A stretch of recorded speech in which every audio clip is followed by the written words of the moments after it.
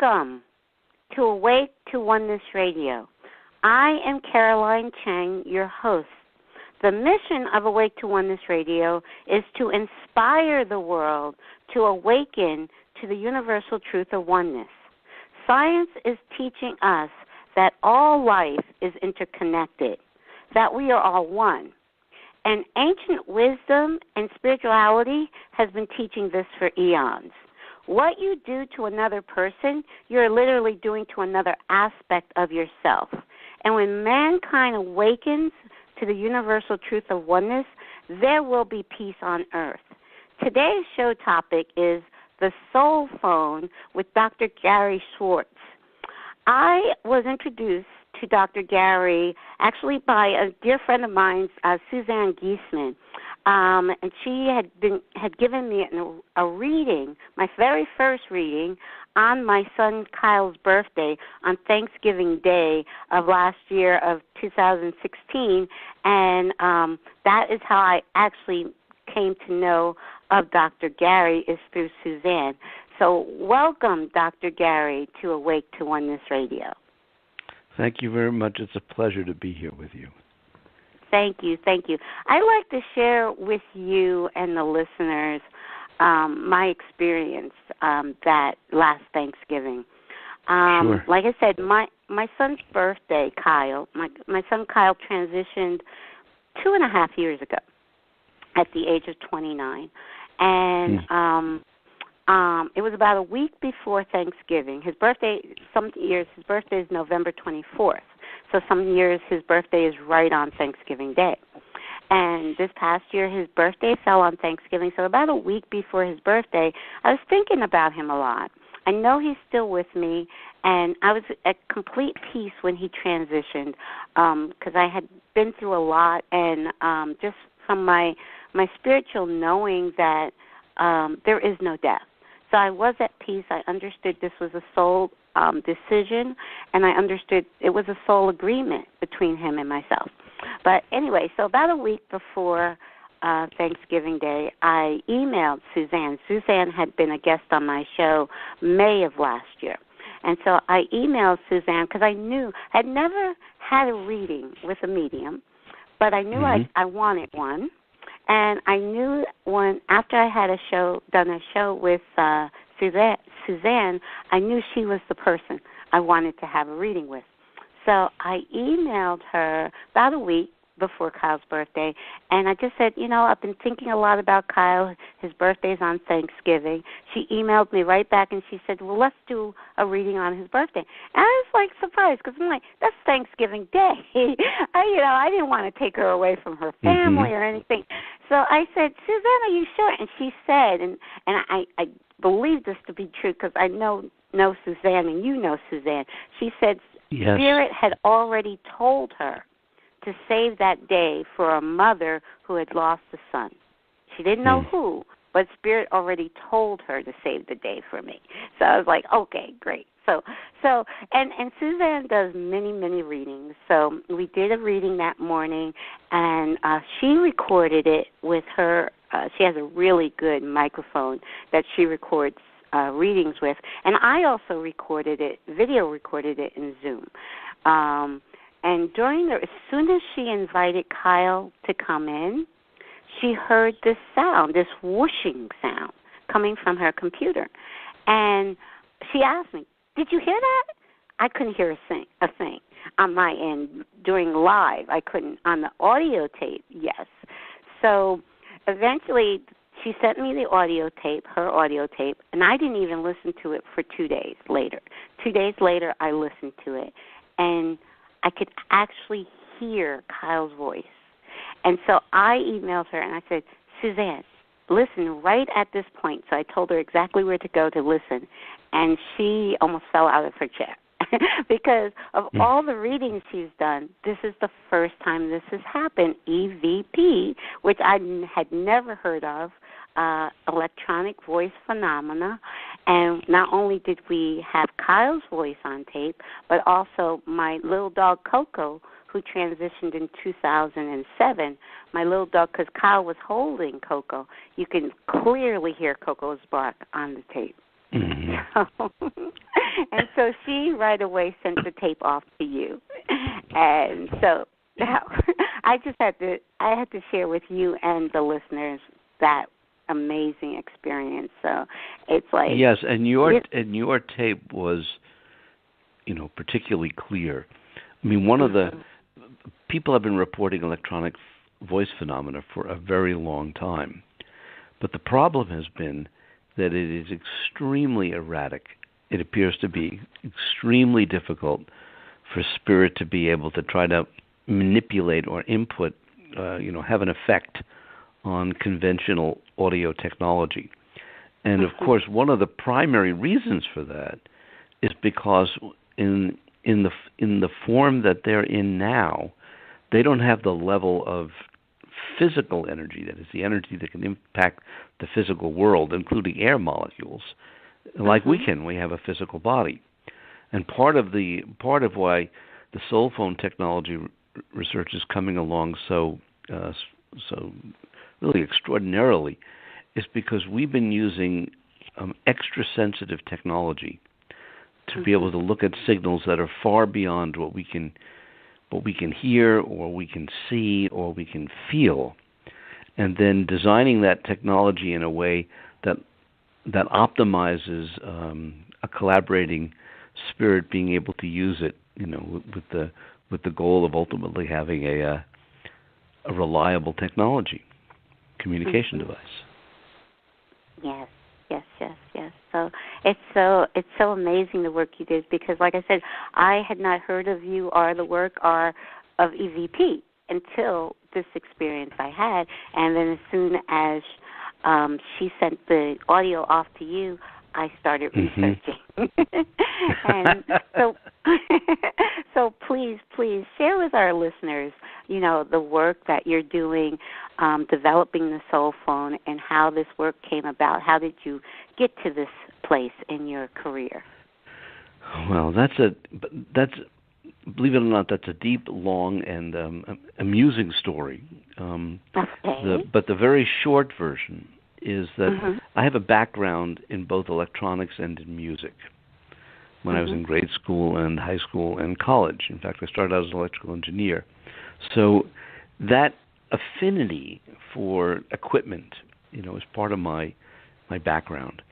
And then when I finished my PhD in the area of clinical psychology and what's called psychophysiology, relationship between mind and body at Harvard, I continued to use technology like recording electrocardiograms, ECGs, the electrical activity of the heart, or EEGs, electrical activity of the brain, or EMGs, electrical signals from muscles. So in other words, this is part of my professional life, both at Harvard and at Yale. But I was not spiritually inclined or aware at all. I was raised in an atheist home, essentially, by parents who believed that it was ashes to ashes, dust to dust, case closed. They didn't believe in any kind of God or higher power, as far as I could tell. I was then raised by Western science, which is very materialistic in its orientation, and so for me, circumstances had to push me to become open to the idea that there was a greater spiritual reality.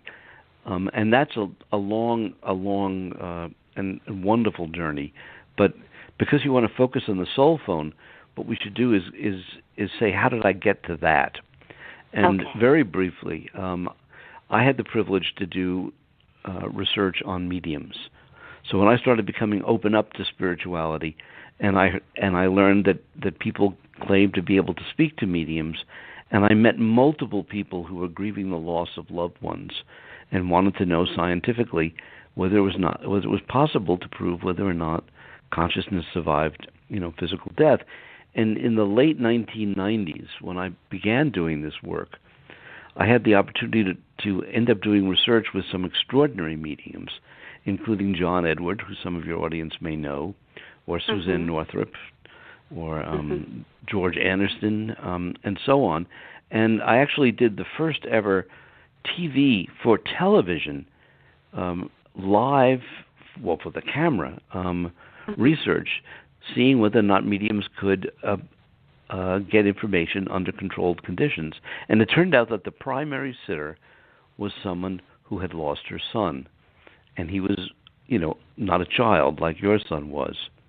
And so very early on, I was exposed to and was forced to the conclusion that some mediums were real. They weren't all frauds. They weren't all cold readers. But there was a real phenomena here, and that some people were really gifted at it, and they really cared. They cared about the people that they were serving, both here and on the other side. In fact, they cared about spirit as much as they cared about us in the physical. And also that they wanted to elevate the work. They felt that there was a higher purpose for this work, that love continued, and so on.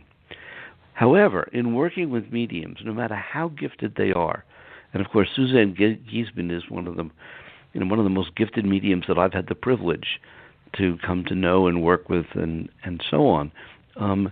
No medium is perfect, and also there are limitations in terms of being able to get details of information.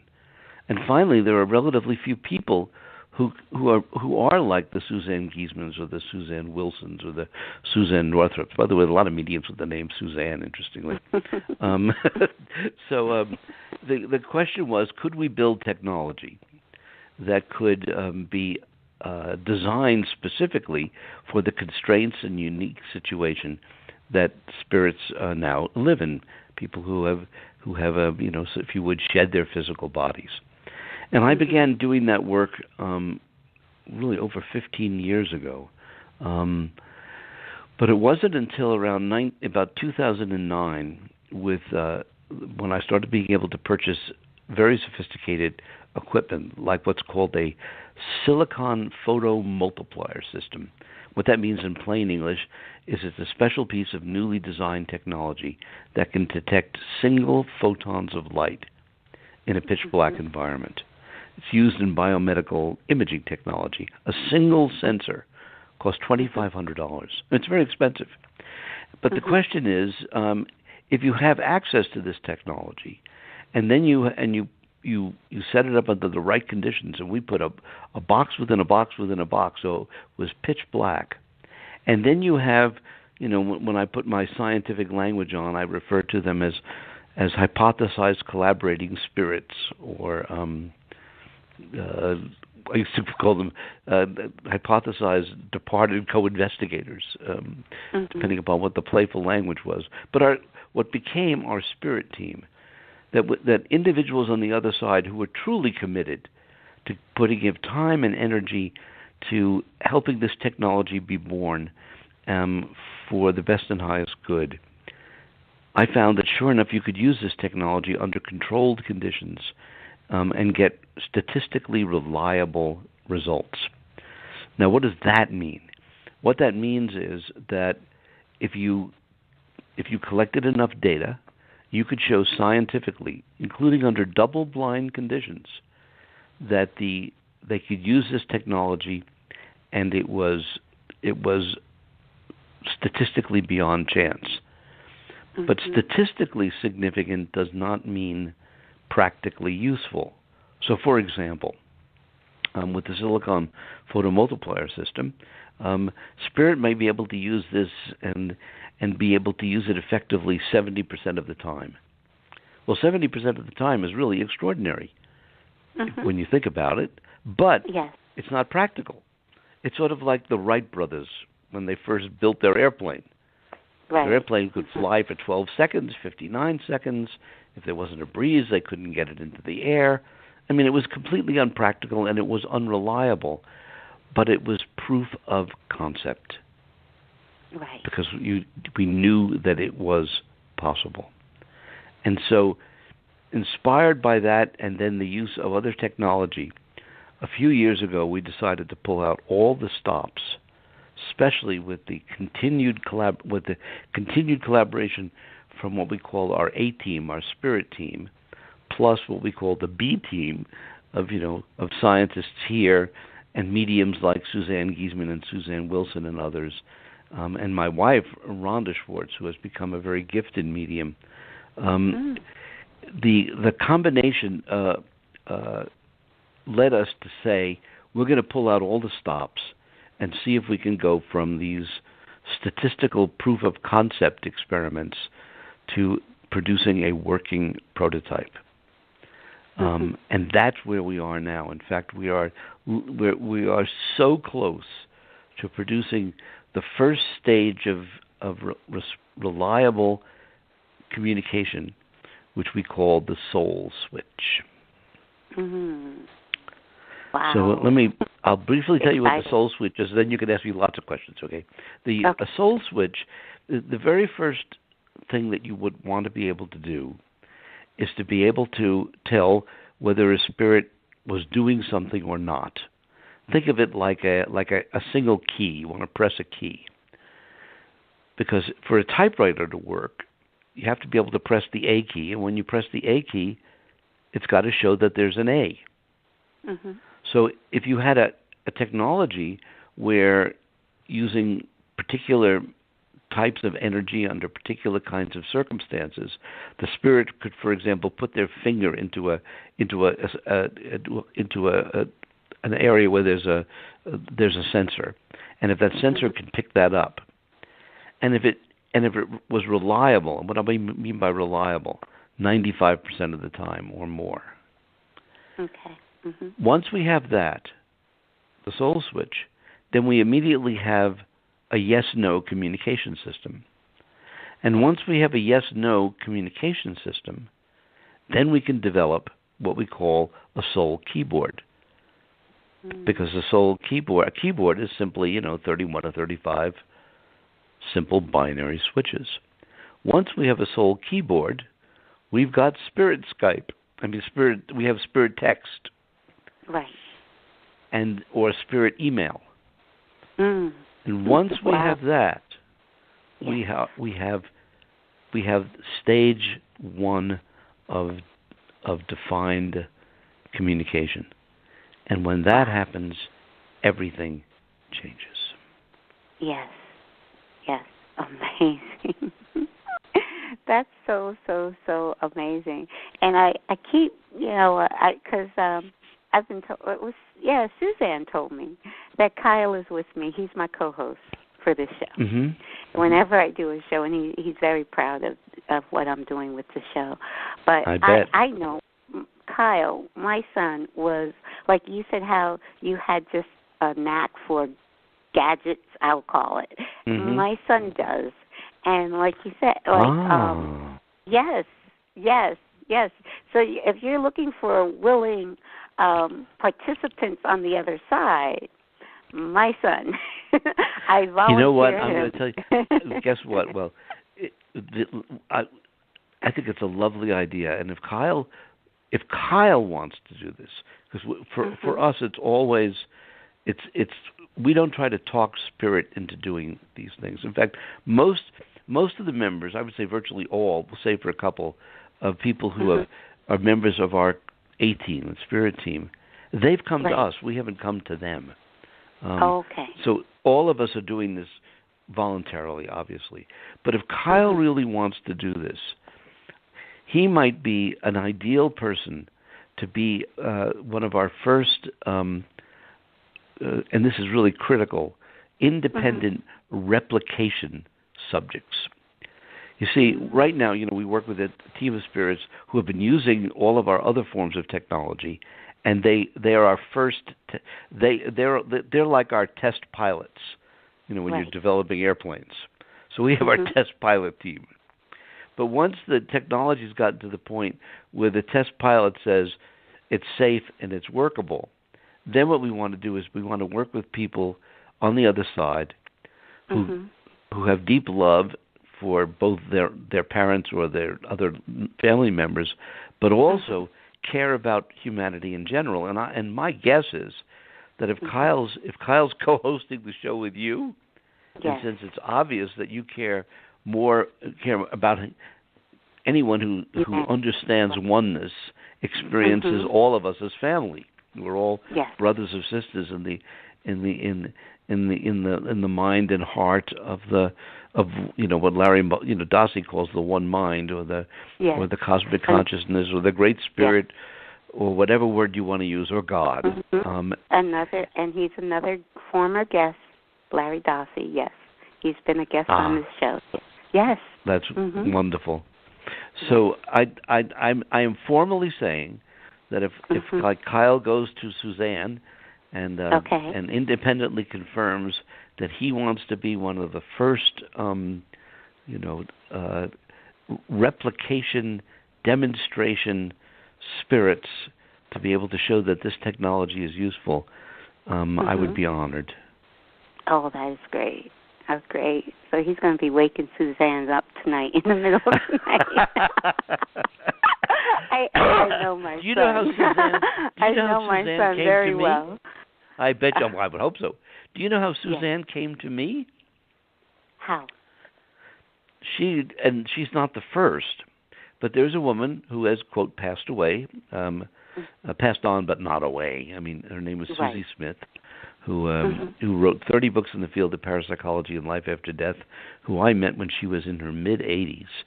Susie became my adopted grandmother. She used to call me her illegitimate grandson. And as Susie was fond of saying, she couldn't wait to die so she could prove that she was still here. And then she finally did pass away. And then extraordinary things began to happen in my personal and professional life. Well, over the years, Susie has gone to specific mediums who I never knew. And then she nudged them, cajoled them to contact me. Wow. And Suzanne Giesman was one of those mediums. Wow. Amazing. And of course, whenever that happens, I don't just because somebody says they're a medium doesn't mean that they are, doesn't mean that they're good, doesn't mean that it was really Susie that was contacting them. So I put them through their paces. I have to be very careful, as a scientist at a major university, and so I'm very cautious in drawing a conclusion about whether or not the medium is genuine, and whether Susie Smith picked Suzanne Giesman to work with us, but I was forced to the conclusion by the overwhelming evidence brought through by Suzanne, and then further confirmed by other mediums that Susie Smith has been like that. And your Kyle, here he is co-hosting a radio show with you, inspiring you to do this important work. I think that's really special. Yes. I am just, overjoyed. Like I said, I know he's not gone. I know he's still with me, even though I can't fuss at him to take out the garbage anymore and to clean up his room. You know something? You just said something that I've really never thought about. There are certain advantages. There are certain advantages to shedding a body. So, for example, you can no longer have to endure severe physical pain or other ailments that happen when you have a body or an older body, okay? Yes. Or there are other aspects of life. I mean, one of the things that I've learned in all these years of doing this work, and I metaphorically say this, I say that one of the benefits of being on the other side is that it's easier to multitask. And the reason to do multiple things at the same time is they can literally be in multiple places at the same time. At the same time, exactly. At the same time, exactly. However, what I never really thought about is that there are also advantages that you don't have to do certain chores anymore, like taking out the garbage. And cleaning up your room. And I know Kyle is happy that he doesn't have to clean up his room and take out the garbage anymore. I think that's really funny. That. I used to say, and I still do, that one of the things that Susie Smith has taught me is that, at least for some of us, our work is never done. Yes. And meaning that if you have a mission for love and caring, that mission can continue whether you have a physical body or not. And that's part of the joy of being able to be alive and to be able to experience and express love. And so, as I, it's the as I said, Susie gives me new meaning to the phrase, "Our work is never done." This is so true. This is very true. And yeah, I do feel Kyle with me all the time. And he did towards the end. He needed a new heart, and it was really, he went through a lot physically towards the end. So not having that ailing body that brought him so much pain is a blessing. You know, he's still here, but he doesn't have that pain. Yeah. Sure. So true. You know, one of the things I think that I have been, and I probably never said this overtly before, but if somebody were to ask me, of all the people that I've come to know through this work, who have experienced the loss of someone they love in one form or another, I think that the most inspiring and, for me, motivating and inspiring exemplars are parents who have lost children, whose children have passed away, and where the bond between the parent and child was so great that the inspiration is a two-way street between them here and there. And the intention, the longing, the drive for continued connection, continued love, is a profound incentive for developing this work. Yes, so true, so true. Yep, and I know Kyle is going to be knocking on Susan's door and say, "Tell Dr. Jerry, yes, I want to be." Yeah, definitely, this is great.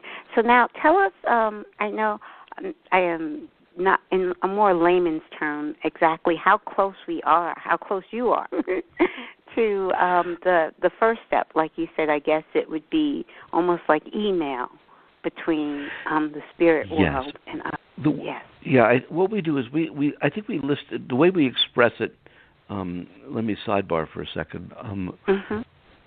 Two wonderful people, Dr. Mark Pitstick and Mr. Robert Starretts. They joined forces to help take this work forward, and they created the SoulPhone Foundation. And there's now a website, which is called the SoulPhoneFoundation.org, or just simply soulphone.org. It'll all get you to that website. And there's now a lot of material about the history of the SoulPhone and the development of the SoulPhone. They have a very distinguished spiritual advisory board of mediums that includes Suzanne Giesman, and a very distinguished educational advisory board that includes people like Dr. Raymond Moody, and Dr. Evan Alexander, and a whole host of people. This is very inspiring for me because, as I explained to people, I'm mostly the boring scientist. I'm the one who's in the lab serving as a bridge between the A team and the B team, between the mediums and the engineers and so on. And in the process of and so any of your listeners who would like to become involved, because the purpose of the SoulPhone Foundation is education, community building, and fundraising for this work. And and one of the things that one of the advantages for me personally was that it forced me to become clearer about the path that we're on. So the way we explain this is that you could think of it as 4 phases, which we call the soul switch, soul text, soul audio, and soul video. And the one that we're closest to is the soul switch. And what I mean by that is the proof of concept work is now so great that we know that it's a lot of money, but it's also a small amount of money. That for a few $100,000, and literally within a year's time from the time that funding is raised, all of the evidence, and I say this with over 90% assurance, given all of the experiments that we've done and all of the data that we've collected, we think that we will be able to go from proof of concept to working prototype. And what that means is we'll have a real switch. And that's a year and a half. And we were talking about something that's very, very close. Now, I always qualify this and say that the 10% that it might not work within that time frame, it's a real 10%. It's a real 10%. So I'm not, but I can't anymore, what's the word, suppress my enthusiasm when the data are so compelling.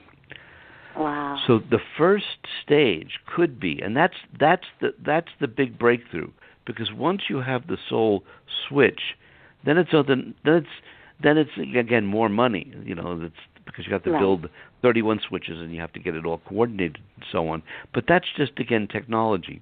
But in another year or year and a half from the soul switch, which you can immediately use for doing 20 questions, if you would, yes/no questions, we'll have a working soul keyboard, and that means we'll then have soul text.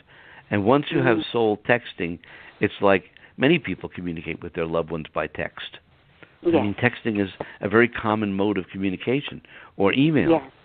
And our loved ones will now be able to interact with us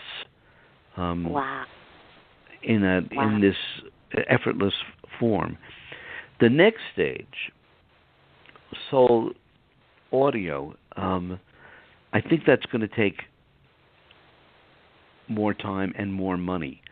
But we have clear proof of concept evidence that it's possible. I mean that we know it's like the Wright brothers knew that flight was possible once Kitty Hawk happened. We now know that soul audio is possible. And in a presentation I gave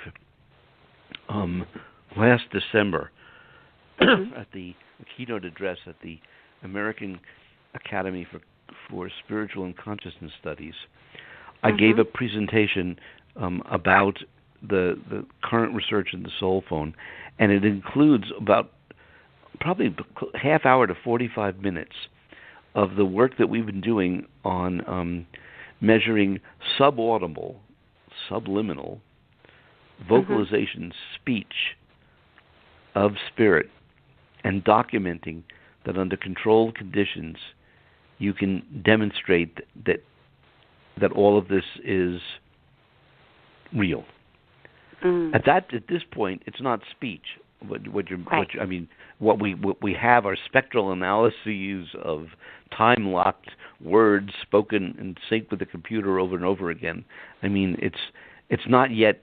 You can't hear a voice, but what you can, but we know it is the voice that is speaking words in sync with the computer that is being registered, and so we know that it's doable.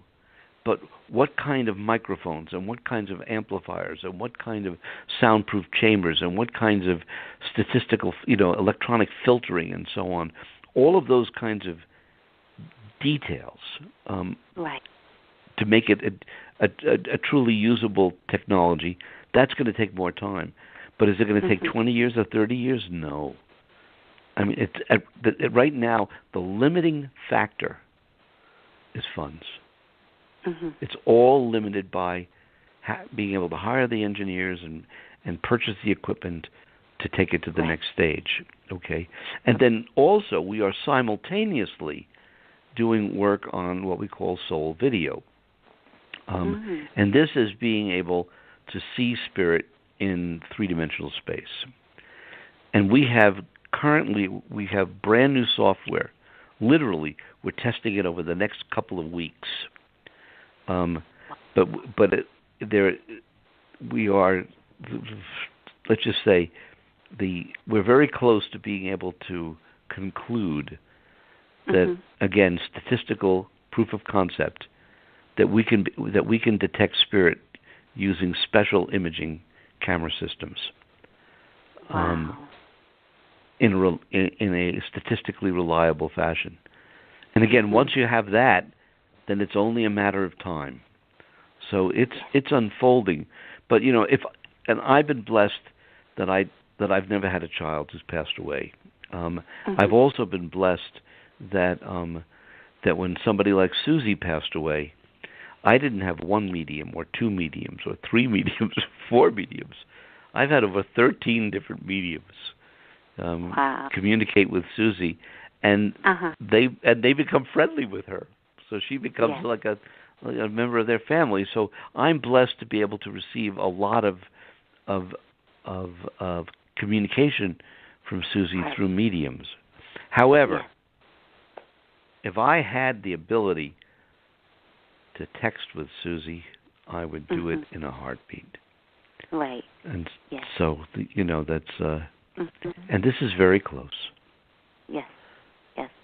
I believe so too. I once said about 50 years away, and someone told me much closer than that. It's another guest I had that she works with EVP. Sherry Pearl is her name. Right. But she said she thinks it's more like 25 years at the most. Well, I think that the way that she's doing it, it might be 2,500 years, because I do not think that using standard tape recorders and standard phones that will ever work, because the technology is not designed for them. It takes tremendous effort for them to do this. They can't do it reliably. You can't hear it very well. And the hope that somehow we could use a conventional phone or a conventional tape recorder, I think that's highly improbable. Okay. And people, and unfortunately, most people are not aware of the kinds of sophisticated, and this is not a criticism. I mean, it's most people are not in a position like myself to raise hundreds of thousands of dollars and to be able to work with engineers and be able to, people who are working individually can't do that. Right. They have done the profoundly important work of showing the opportunity for this to be born. The possibility. But the engineering to go from the next step, you have to do the kind of thing that we're doing. And it doesn't have to be us per se. By the way, for the record, and I would love your audience to know this, if somebody else came along with a soul switch or soul text or soul phone, I would say, hallelujah, congratulations. I just want to be able to use the technology. Yes. The reason that we and our team are doing this work is because right now there is nobody else practically who's giving it the time and the energy to build it. And so, when you do what you have to do, given the circumstances. Right. And I do think, I think the circumstances of Kyle coming through on his birthday was, because I believe it took, Suzanne said it took a lot for him to do that. Like exactly. You said, you can clearly hear a male's voice. It was just myself and Suzanne, but you can clearly hear a male's voice. And for him to do that, and it was funny because listen, they did.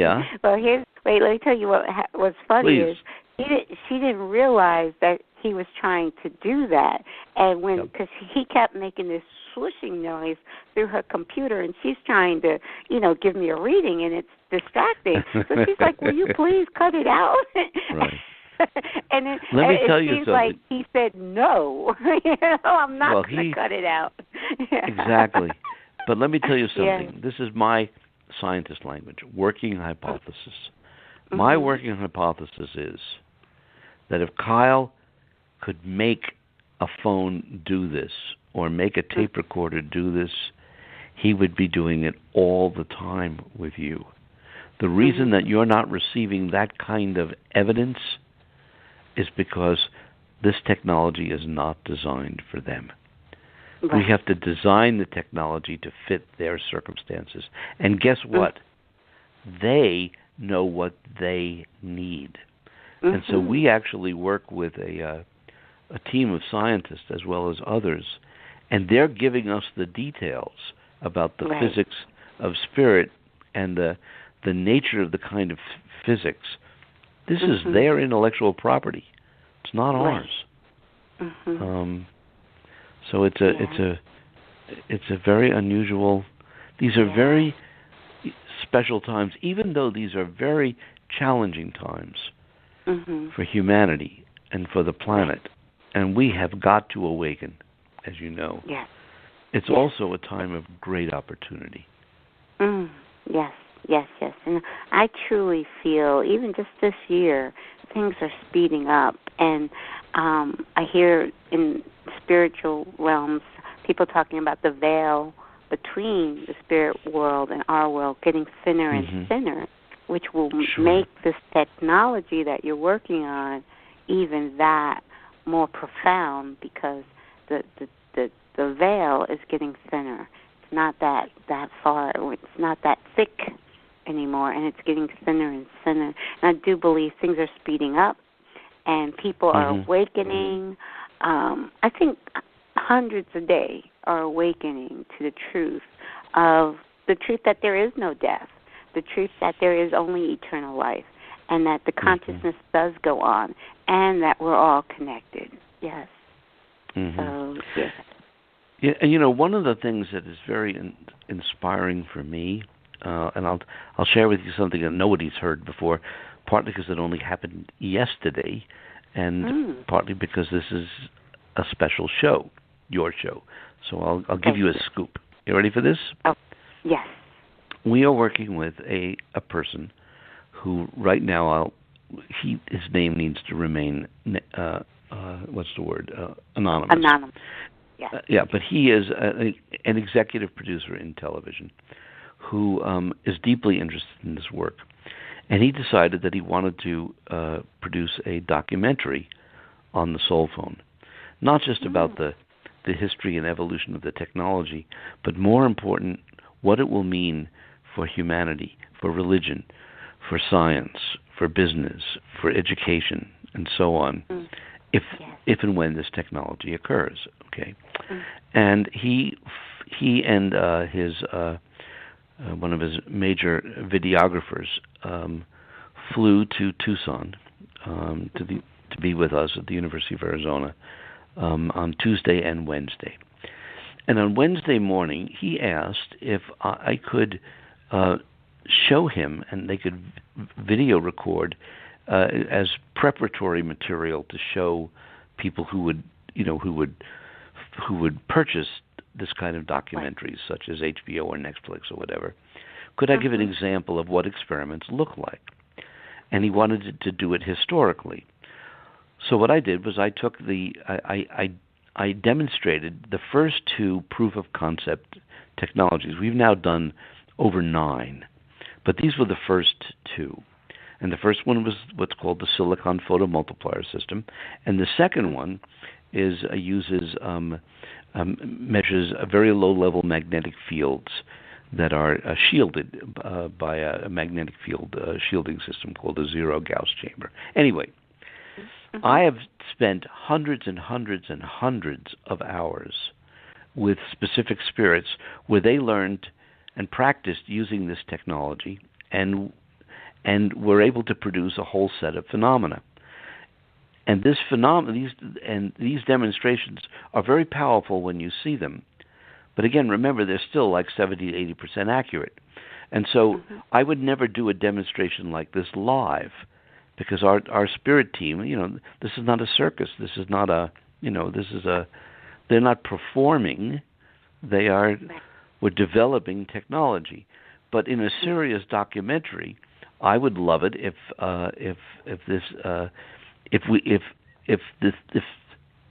one of the spirits who had been working with this technology with me for years, if he could return and use this equipment.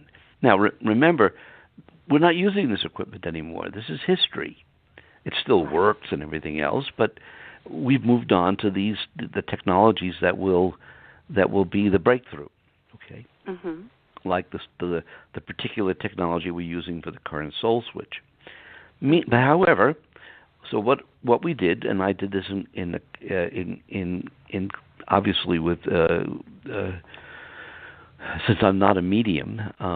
My wife, for example, Rhonda. By the way, she has a new book that's come out called Love Eternal, the new edition, which introduces in chapter 28 who the spirit team is and how they've come to join us and so on. She contacted one of our team members that I worked with, but of course I can't see or hear him. I only can do it by way of the computer and the technology. And his name is Harry.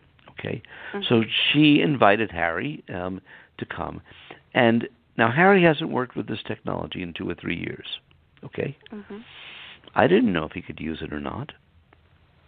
Right. But after I went and gave the explanation and showed how it measured single photons of light and did various demonstrations to show how it measured all this and how the software worked, we then invited Harry to demonstrate the various things that he can do with this technology.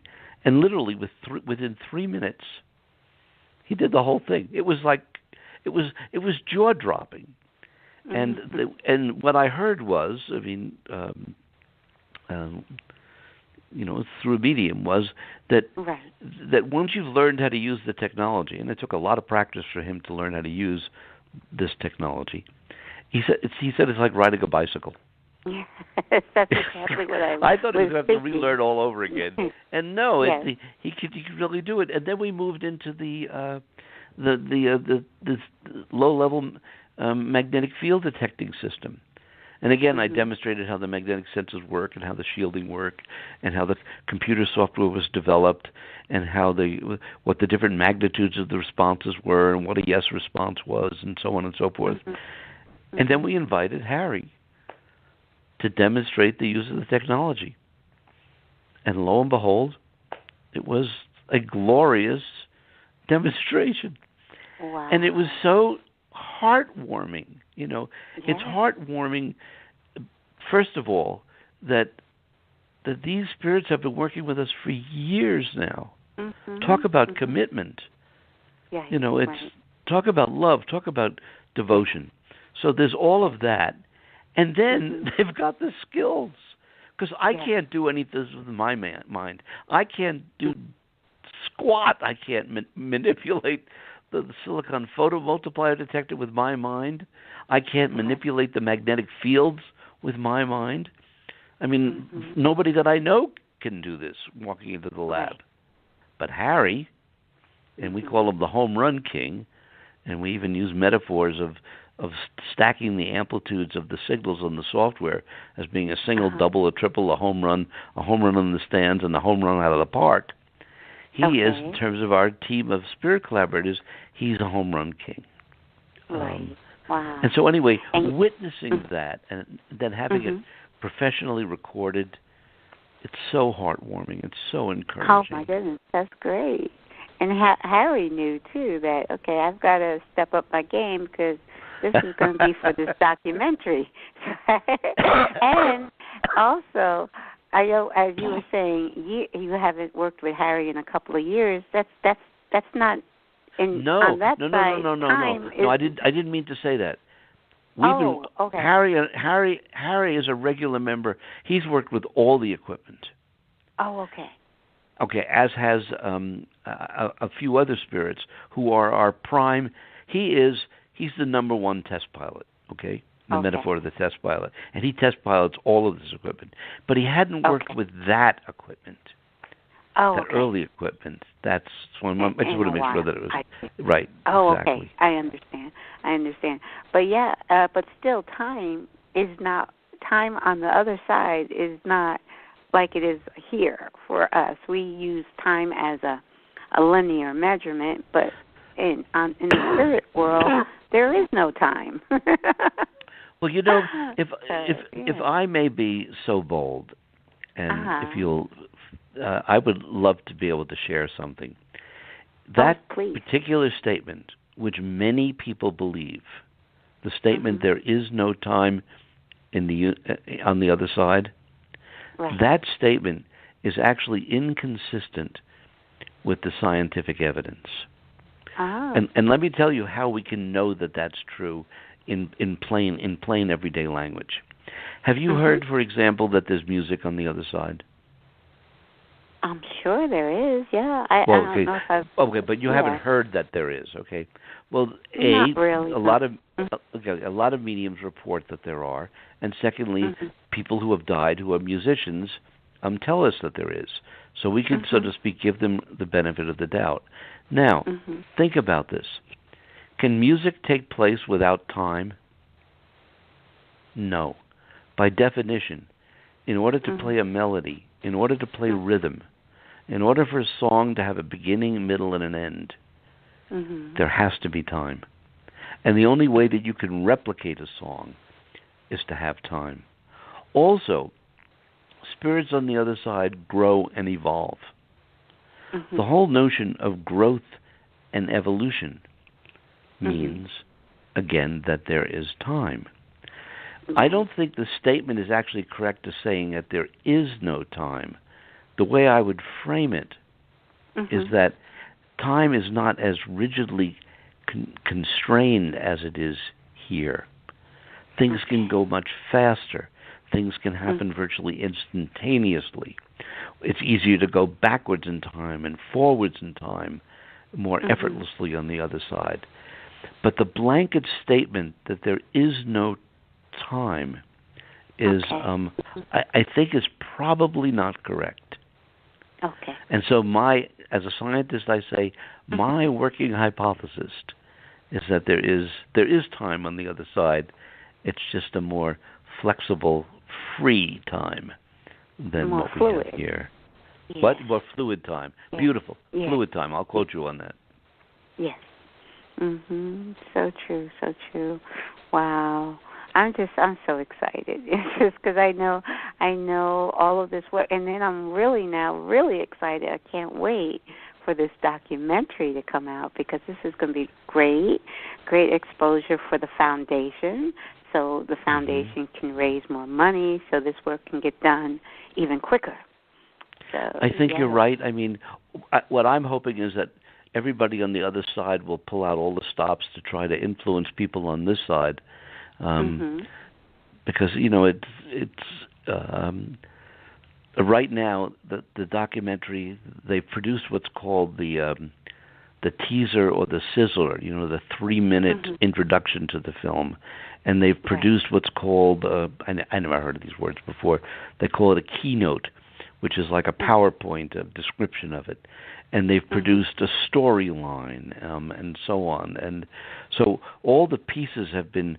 These people are pros. They've produced all the pieces that you would need to be able to show it to an executive at HBO or Netflix or a network to see whether if somebody will pick it up. But yes, and we shall see. Get picked up. I know it will because it's just. I mean, it's so. I mean. Who wouldn't want everyone? It would be like now, like everybody has a cell phone in their pocket. It'll be everybody wants a cell phone. There's no one on the planet that would not want one. So yes, this is coming, and it's coming much quicker than I think we imagine, because that's just the way technology is nowadays. Yeah, by the way, you know what you just reminded me of? What's that? I want to thank you for this. There's a movie that's called Hidden Figures. I'm not sure if you've seen the movie or not, or any of your audience has seen it. But it's a movie about 3 black women who were they were called computers. They did work with numbers as part of the NASA space program, and it was up for an Oscar. It was one of the top 10 pictures, and one of the actresses, and I apologize, I forgot her name, won an Oscar for her role in this. But anyway, there's a line that Kevin Costner stars in the movie, and there was a line that, me too. There was a line that he said to one of the main female characters, an African American woman who was in NASA doing this work, which is then repeated at the end of the movie. And the line is, I'm going to quote it, paraphrase it because I don't have the words in front of me, but he says to her, he says, do you think we'll ever get to the moon? And she says, we're already there. And the line, we are already there, means we've got all the technology, it's going to happen, it's going to unfold.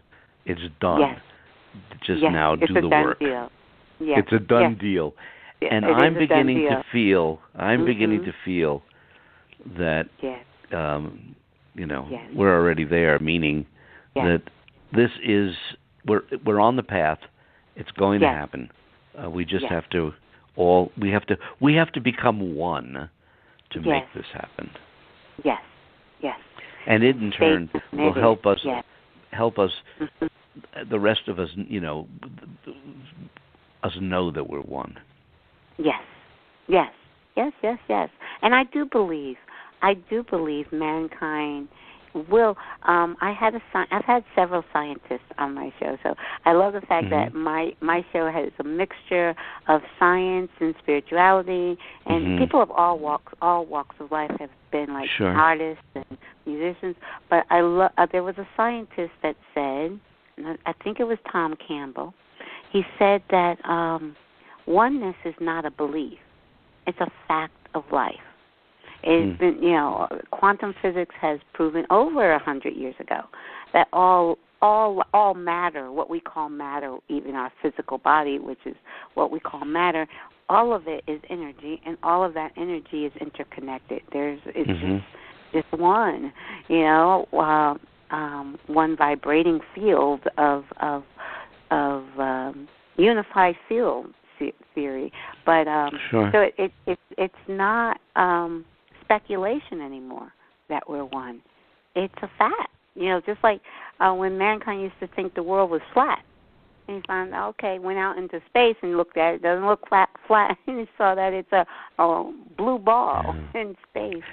So once mankind awakens to the truth of oneness, there will be peace, because whatever you do to another person, you're literally doing to a part of yourself. So that is. By the way, I just heard. Believe that's coming. Wow.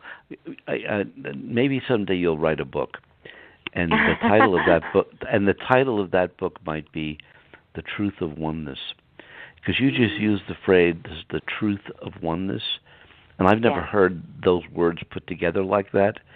But there's a certain poetry in the truth of oneness. It just sounds good.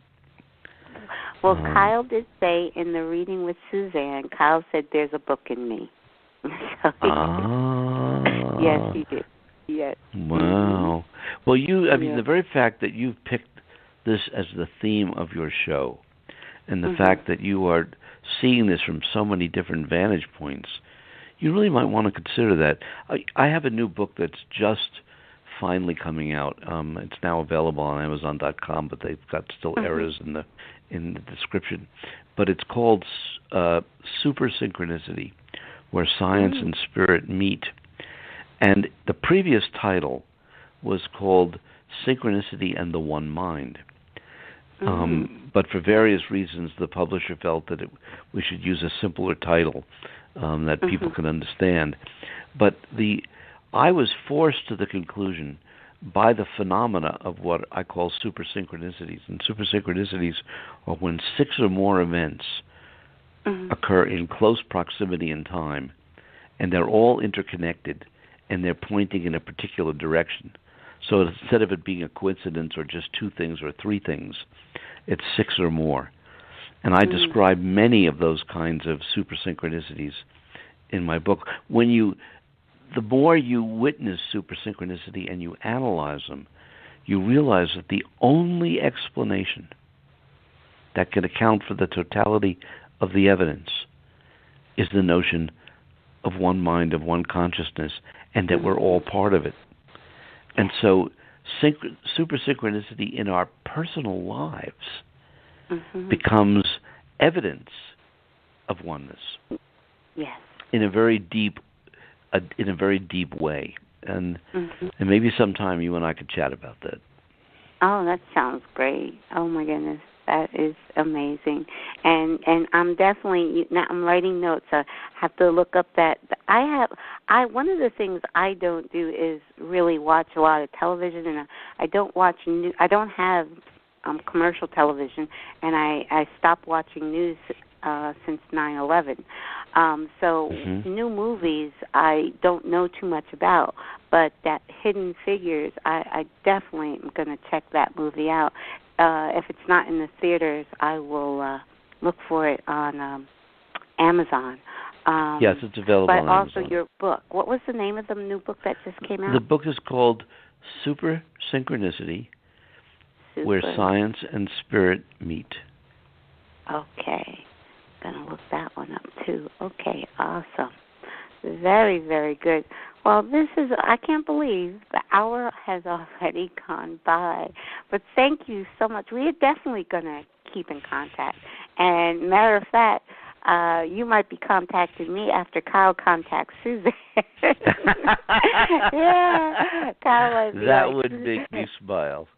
That would be so fun. That would be so fun. Yes, yes, yes. Well, thank you so much, Dr. Gary. I am so honored. And yes, I have please share your website and how people can find you.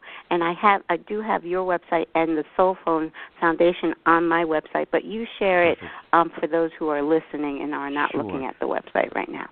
My personal website is Dr. Gary Schwartz. That's DrGarySchwartz.com. So it's www.drgaryschwartz.com. The SoulPhone Foundation website is www.thesoulphone.org, thesoulphone.org, or just simply soulphone.org. That is www.soulphone.org, and it'll get you to the SoulPhone. Thank you so much. Thank you. There's so much good things to look forward to, the documentary and all the work that you're doing, and the switch, then the text, then voice, then video. You right? got it. That's what. Yes. Okay. And the switch is about a year away. I say it. From my voice. From the time I get the funding, that's what we're doing. Yes. Oh yeah, the funding is there. It's like it's a done deal. It's a done deal. It's already done. Sure. Okay. Well, thank you so much, Dr. Gary. This has been amazing. You have a wonderful weekend, and we definitely will be in touch by email and Suzanne and everything. Actually, Suzanne will be in my area in October. I'm going to get to meet. Yes, she's going to be in Scranton, which is I'm in the Poconos, and she's going to be in Scranton area, Wilkes-Barre actually. So about a half an hour away from me. So I'll get to meet Suzanne in person in October, and I'm so excited. Yes. Well, thank you so much. And if I ever get to Arizona, I'm going to be knocking on your door just to say hey. You better. Okay. Thank you. All right. Thank you so much. You have a great weekend. God bless. Talk to you soon. God bless you. Okay. Bye. All right. Bye-bye.